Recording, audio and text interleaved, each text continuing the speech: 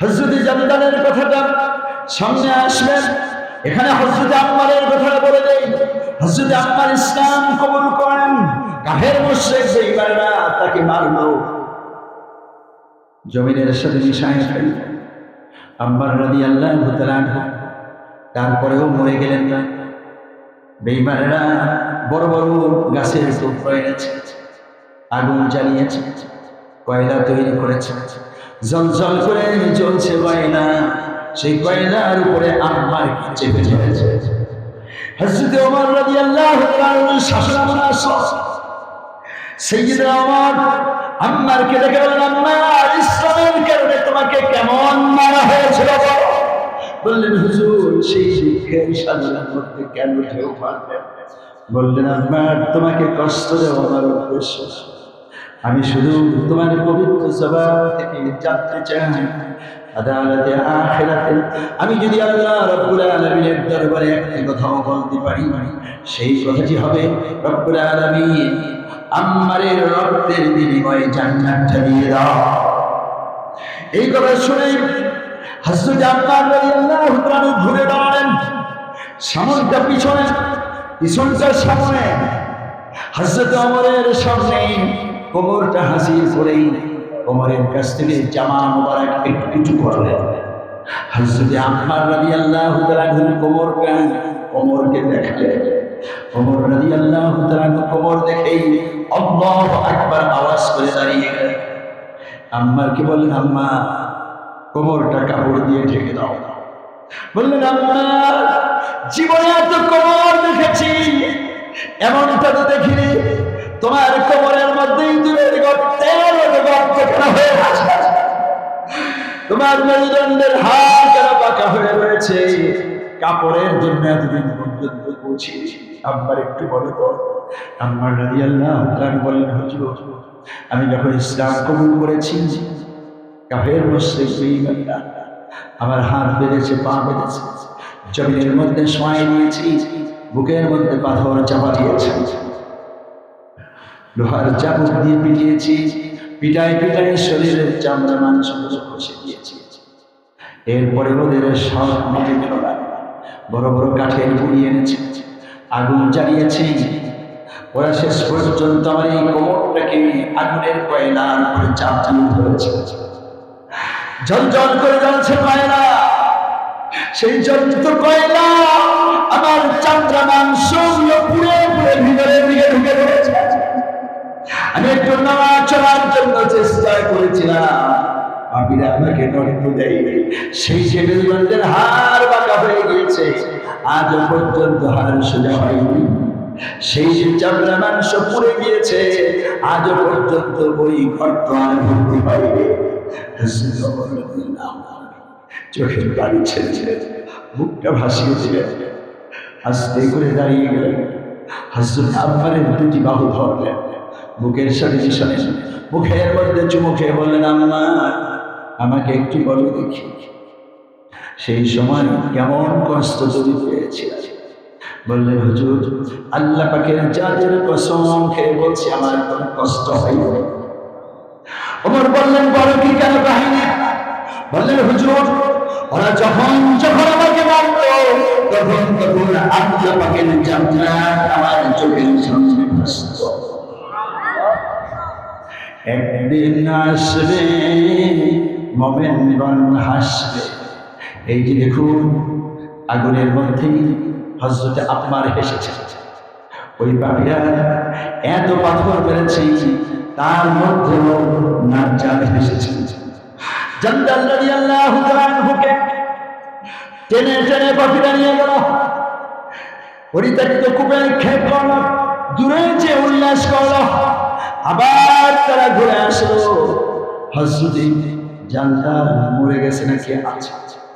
কূপের কাছে এসে তাকিয়ে দেখে এখনো পর্যন্ত মরে যায়, বুকের খাঁচাটা উঠায় নামা করতেছে। এই সময় আবার তারা পিছন দিক থেকে রশি ধরে টানল।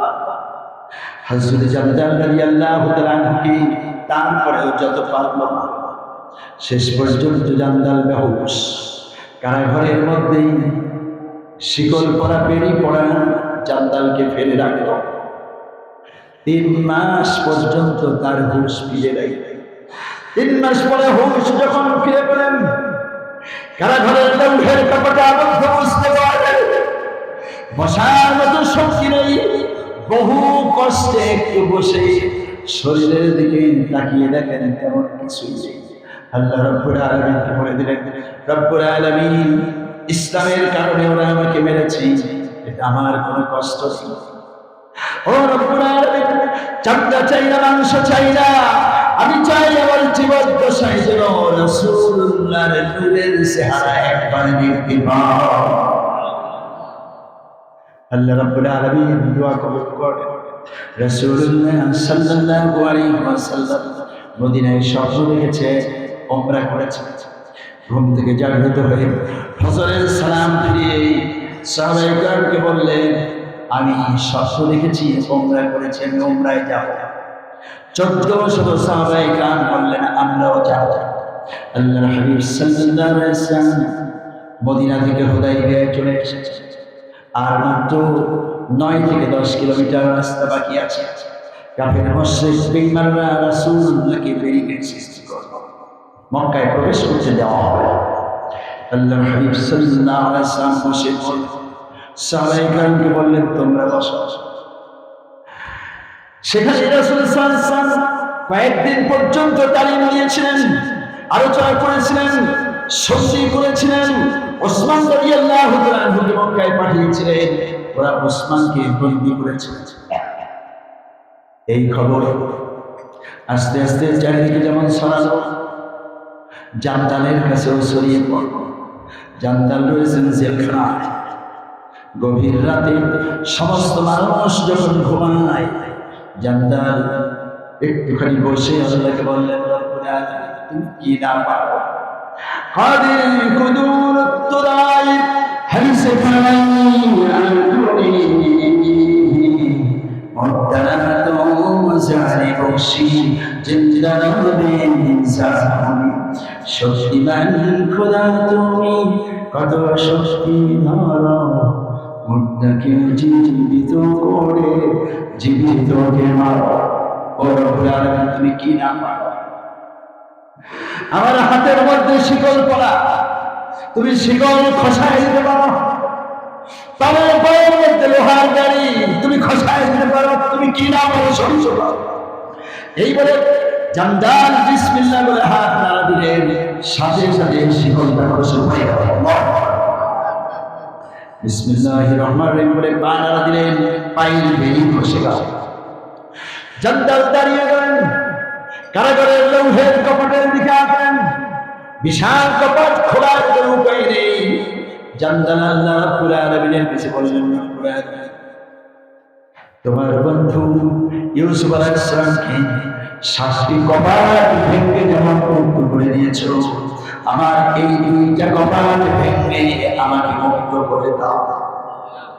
সাথে সাথে 2 কপাট আলাদা হয়ে গেল, রাস্তা মুক্ত হয়ে গেল। হযরত জান্দাল রাদিয়াল্লাহু তাআলা সোজা হুদায়বিয়ার দিকে রাসূলুল্লাহর কাছে চলে যাবে, নিয়ত করে রওনা। অর্ধপথে আসতে ফজরের আযান শুনলেন। বেলাল রাদিয়াল্লাহু তাআলার কণ্ঠের ধ্বনি শুনে জান্দাল থেমে গেলেন। মনে করলেন এই আওয়াজ যেখানে রাসূলুল্লাহ রয়েছেন সেখানে। সে আওয়াজকে লক্ষ্য করে তিনি হাসছেন। কাছাকাছি পৌঁছে গেলেন। রাসূলুল্লাহ সাল্লাল্লাহু আলাইহি ওয়াসাল্লাম ফজরের নামাজ শেষ করে সাহাবায়ে কেরামকে সামনে করে তালিম দিচ্ছিলেন, পরামর্শ করছিলেন। পৃথিবীটা তখন আলোকিত হয়েছে। দেখতে পেলেন একজন মানুষ কঙ্কাল সাজ দেহখানা নিয়ে হাঁপাতে হাঁপাতে দৌড়িয়ে আসছে। আল্লাহর হাবিব সাল্লাল্লাহু আলাইহি ওয়াসাল্লাম বুঝতে পেরেছেন নিঃসন্দেহে কোনো বিপদগ্রস্ত মানুষ। তোমরা রাস্তা মুক্ত করে দাও। সাহাবায়ে কেরাম রাস্তা মুক্ত করে দিলেন।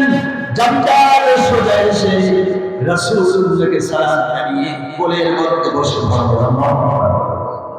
আল্লাহর হাবিব সাল্লাল্লাহু আলাইহি ওয়াসাল্লাম জিজ্ঞেস করলেন, তুমি কে? বললেন, আবু জান্দাল। কোথেকে এসছো? মক্কা থেকে এসেছি। কি হয়েছে বলো তো?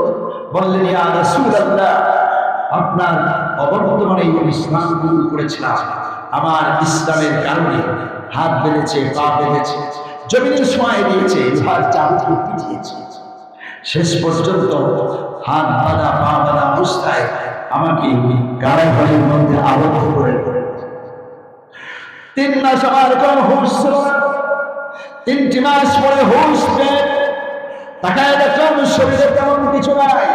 আল্লাহ রাব্বুল আলামিনকে বললাম, পরওয়ারদিগারে আলম, কিচ্ছু চাই না, শুধু চাই আমার এই জীবন দশায় রাসূলুল্লাহর নূরের চেহারায় পানি দেখতে চাই।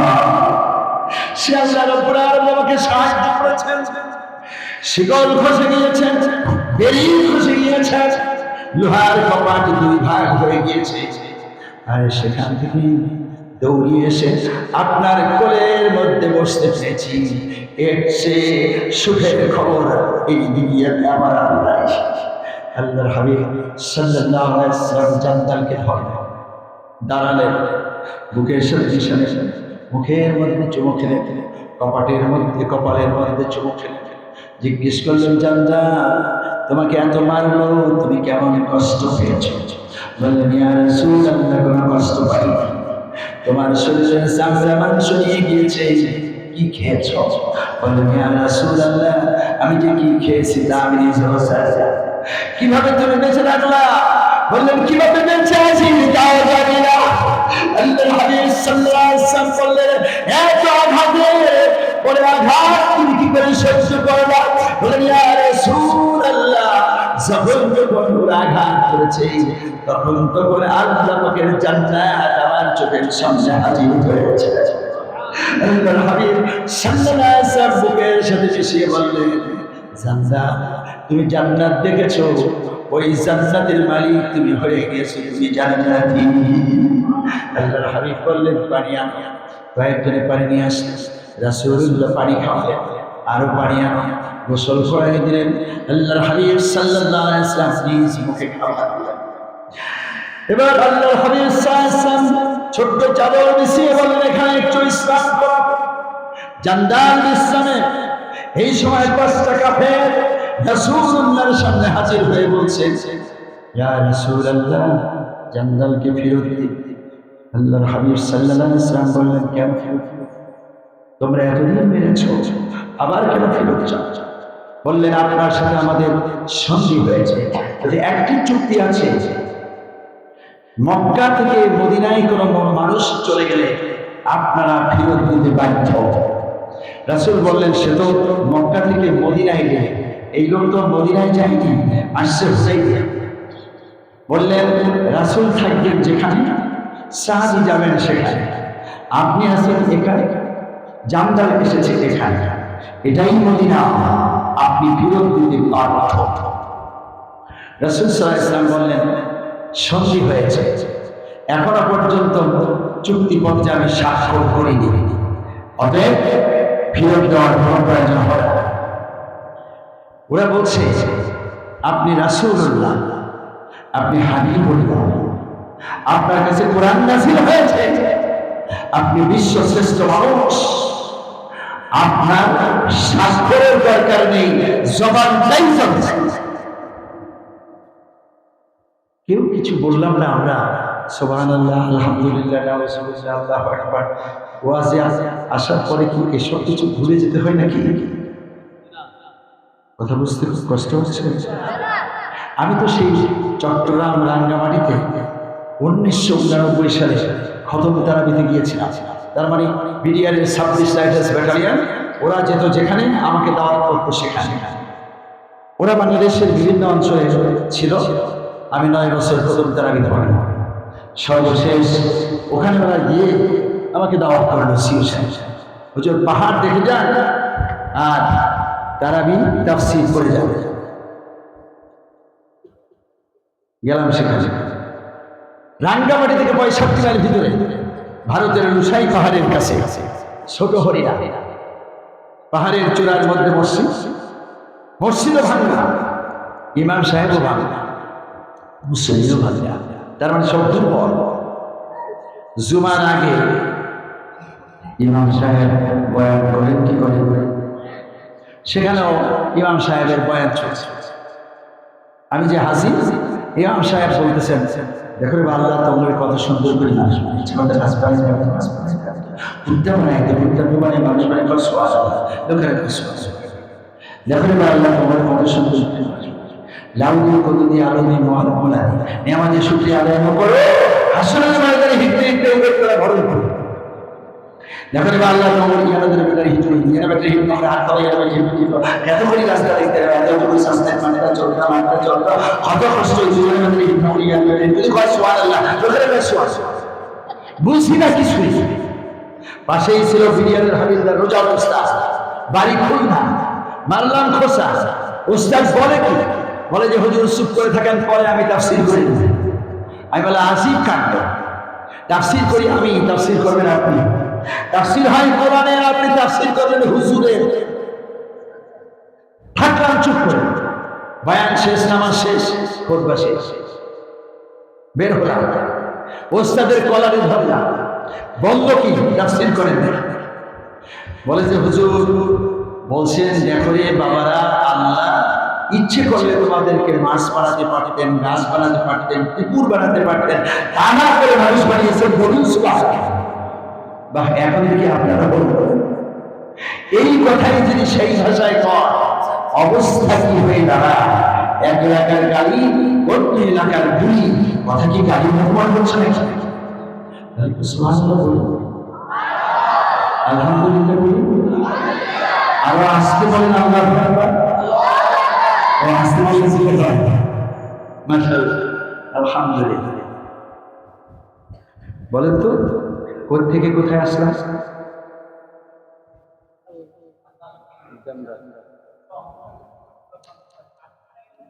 জামজাম তো ঠিক আছে, হ্যাঁ মাশাআল্লাহ মাশাআল্লাহ, অনেক দূর হুজুর আগাইছেন, আপনারাও বলেছেন থ্যাংক ইউ ভেরি মাচ। এখনো খাপের খাপ মুনতাজির খাপ হয় না। রাসূলকে ওরা বলছে আপনি রাসূলুল্লাহ, আপনি হাবিবুল্লাহ, আপনার কাছে নাযিল হয়েছে কোরআন, আপনি আল্লাহর পরে শ্রেষ্ঠ মানুষ, আপনার লেখার দরকার নাই, জবানটাই চলছে। এখন কি বলছেন? সুবহানাল্লাহ না নাউযুবিল্লাহ? সুবহানাল্লাহ ঠিক আছে, নাউযুবিল্লাহ ঠিক আছে, এখানে দুইটাই চলছে। কারণ কি? কাফেররা বলতেছে আপনি রাসূলুল্লাহ, আপনি হাবিবুল্লাহ। আরে কাফের, তুমি যদি রাসূলকে রাসূলই মানো, হাবিব মানো, আল্লাহর পরে শ্রেষ্ঠ মানুষের মানো, তাহলে কালেমার পরে মুসলমান হবে। তার মানে কি? বিচার মানে তালগা জামা, ওদের কথাই বলেন নাউযুবিল্লাহ, ঠিক না বলেন? আর রাসূলের জন্য এই কথাগুলো প্রযোজ্য। আমরা মুসলিম যারা, আমরা সকলেই রাসূলুল্লাহ, হাবিবুল্লাহ, কোরআন নাযিল হয়েছে, শ্রেষ্ঠ মানুষ, এই কথা আমাদের সকলের জন্য প্রযোজ্য। শুধু তাই না, রাসূল সাল্লাল্লাহু আলাইহি ওয়াসাল্লাম এই পৃথিবীর শ্রেষ্ঠ মানুষ। আকাশও সাক্ষী দিয়েছে, জমিনও সাক্ষী দিয়েছে। বিশ্বব্যাপী রাসূলের জীবন নিয়ে চর্চা হয়েছে। মাইকেল হার্ট দ্য 100 গ্রন্থে 100 মনীষীর জীবন লিখল। এবার এক নম্বরে কাকে রাখা যায়? তিনি এক নম্বরে রাখার জন্য এক নম্বরে রাখার জন্য স্টালিনকে চিন্তা করেছে, ডারউইনকে চিন্তা করেছে, অ্যাঙ্গেলসকে চিন্তা করেছে। কিন্তু এদের জীবন পর্যালোচনা করে রাসূলের জীবনকে পড়ে পড়ে দেখে দেখলো যে এদের লক্ষ্য একাত্রিত করবে রাসূলুল্লাহর দুইটা প্রশংসা করা। আল্লাহু আকবার বলেন। শেষ পর্যন্ত বিশ্বনবী মুহাম্মদ রাসূলুল্লাহ সাল্লাল্লাহু আলাইহি ওয়াসাল্লামকে এক নম্বরে রাখতে বাধ্য হয়েছে। আবার জেমস শাহ রাসূল সাল্লাল্লাহু আলাইহি ওয়াসাল্লামের জীবনকে পর্যালোচনা করে কিছুদিন আগে সে আফ্রিকায় একটা বক্তৃতা দিয়েছে। সেই বক্তৃতায় বলেছে, ঝঞ্ঝা বিক্ষুব্ধ এই পৃথিবী, রক্তাক্ত এই পৃথিবী, অশান্ত এই পৃথিবীতে তোমরা যদি শান্তি পেতে চাও, তাহলে মুসলমানদের নবী মুহাম্মদুর রাসূলুল্লাহ সাল্লাল্লাহু আলাইহি ওয়াসাল্লামের হাতের মধ্যে বিশ্ব রাসূল। এভাবে কোরআন যার শ্রেষ্ঠত্ব বর্ণনা করেছে, আল্লাহ পাক যার শ্রেষ্ঠত্বকে আকাশে উঠিয়ে ওরা ফানা আলাকা জিকরা করেছেন, বিশ্বের কাফের মুশরিক বেঈমানরা যার শ্রেষ্ঠত্বের সাক্ষী দিল, তার চরিত্রে আঘাত দিয়ে মিশকাত নামক একটা বেয়াদব আমেরিকা থেকে লিখেছে মুহাম্মদ সাল্লাল্লাহু আলাইহি ওয়াসাল্লাম ছিলেন সন্ত্রাসী। এজন্য বারবার বিভিন্ন রাষ্ট্রের উপরে হামলা চালিয়েছে। আরেকটা বেয়াদব সে রাসূল সাল্লাল্লাহু আলাইহি ওয়াসাল্লামের উপরে আঘাত দিয়ে বলেছে তিনি ছিলেন মানবাধিকার লঙ্ঘনকারী, এজন্য শিশু আয়েশাকে দিয়ে দিলেন। আরেকটা ইবলিস মানুষরূপী এই বেয়াদব বলেছে রাসূল সাল্লাল্লাহু আলাইহি ওয়াসাল্লামকে আমি সবসময় ঢাকা এবং ফরিদপুরের মিডল পয়েন্টে উলঙ্গ অবস্থায় দেখেছি। আরেকটা বেয়াদব কোরআনকে অপমান করার জন্য হনুমানের পায়ের উপরে রেখে দিয়েছে। আরেকটা স্টপে সে বলেছে আল্লাহ এখন বুড়া হয়ে গেছে, আল্লাহর মাথা খারাপ হয়ে গেছে, এই জন্য দুনিয়াগুলো ঠিক না। আপনাদের কাছে প্রশ্ন করতে চাই, আল্লাহর মাথা খারাপ হয়েছে এমন কেউ বলবে বরদাস্ত করে দিবেন? কোরআনকে অপমান করার জন্য হনুমানের পায়ে লাগবে, এটা কি মেনে নেবেন? রাসূল সাল্লাল্লাহু আলাইহি ওয়াসাল্লামকে সন্ত্রাসী বলে বরদাস্ত করে দিবেন? আসলকে রং করে দিচ্ছি করে কোরআন কান দিয়ে আমাদের খাবারে এমন কোরআন কানকে ধরে হাওয়াই ছিলে টুকরো টুকরো করে একদম মুখে চুপিয়ে মাসের খাবার করার জন্য যারা গিয়েছিল হাওয়া দুটো লাগছে খা আল্লাহ